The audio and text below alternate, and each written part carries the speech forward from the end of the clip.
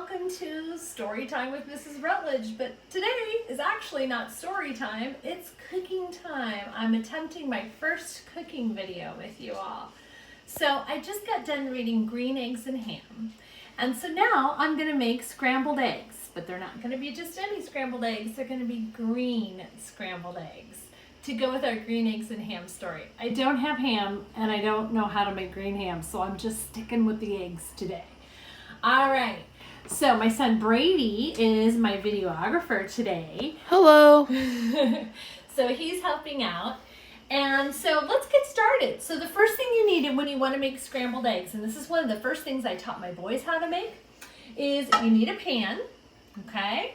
So you need a pan, preferably non-stick is the best. I have a spatula here. I have a whisk for whipping up the eggs. I have a little bit of salt and some butter, and I usually do 2 eggs per person. So if you're gonna make this for just you, you might want 1 egg or 2 eggs, or more people. I usually do about 2 eggs per person. And a bowl to mix them up in, and some green food coloring.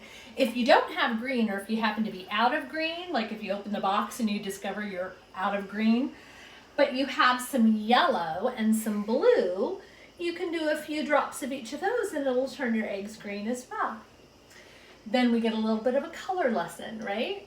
Primary colors mixed together to make other colors. Anyway, so we're gonna start with our green eggs. Now I put on my pan on the stove over here and it's on, so I have it warming up. And while it's warming up, I'm going to put my butter in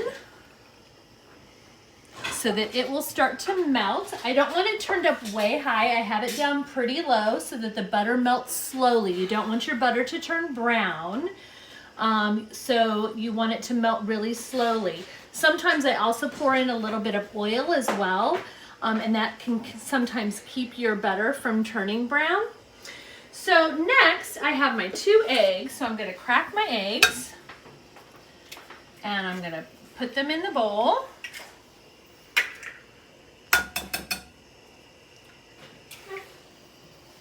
And I do that. If you get any shell in, you just use the other shell and you just dip it in there and pull it right, it'll pull it right out for you. So I have my 2 eggs in my bowl. I'm gonna take my whisk and I'm gonna whisk them up.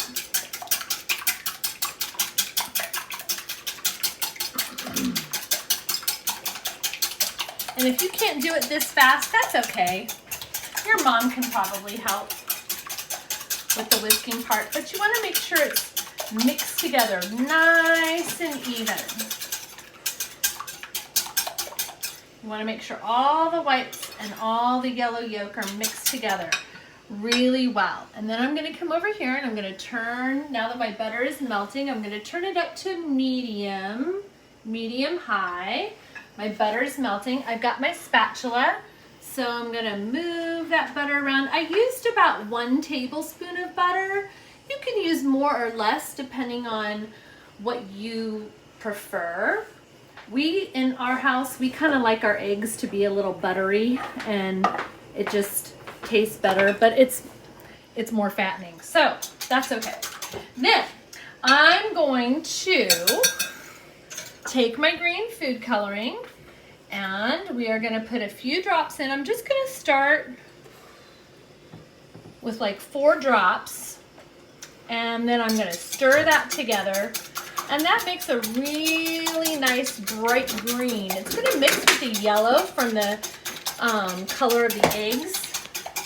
And you can see it made a really nice bright green color. If I want it darker green, I just have to add a few more drops. Whatever, it's up to you and what you like. So I look over at my pan and I see that my pan is hot. I hold my hand over the pan and that tells me if I can feel the heat coming off. And I can start to see the butter is starting to kind of sizzle a little bit. So that tells me that my pan is probably hot enough. So I'm gonna go ahead and I'm gonna pour my eggs into my pan. And I'm just gonna take a little bit of salt and I'm gonna sprinkle just a few little dashes of sprinkle of salt, just to taste. You can always add more later. And then I'm gonna take my spatula and I'm going to start to stir around those eggs. And I'm gonna turn it up just a little bit. And I'm gonna start to move it around.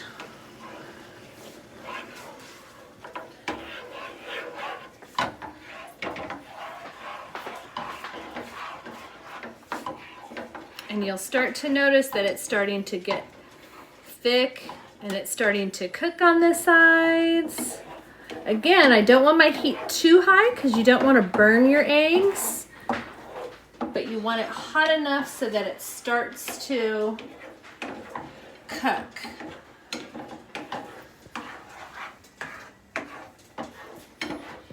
In my house, we have differences of opinion in terms of what scrambled eggs are the best. My son Nicholas likes his eggs really, really dry. So he likes them kind of brown and crispy almost on the edges.